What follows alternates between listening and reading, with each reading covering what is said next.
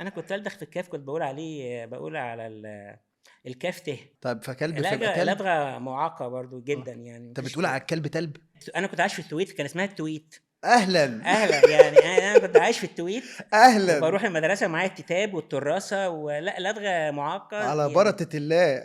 لدغه صعبه. بعد كده ايه، كانت اللدغه دي غايظه امي جدا جدا. طبعا. فالمشرفه الاجتماعيه بقى، اللي هي المفروض مسؤوله عن الكلام ده في المدرسه، كانت مصريه، راحت ماسكه بابا كده وانا سامعهم بيتكلموا، تقول له ما تشد عليه يا باشمهندس شويه، ابنك بيتدلع، شد عليه واديله كده على دماغه وهو هيبقى زي الفل. وبتتكلم كده يعني، مفيش بقى لا منطق ولا دراسه ولا لقيت. ابويا راح فجاه قرر ان هو يزعق لي في يوم كده عشان موضوع اللدغه دي. اه. وقال لي انت بتقعد تقول التويت، ايه التويت دي؟ قول الكويت، الكويت. ورفع ايده كده عايز يضربني.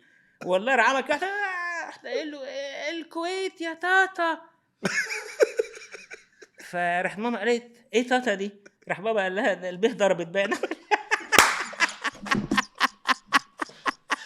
قال لها البيه باظ، صلحنا الكيف والبيه ضهر التاني. لا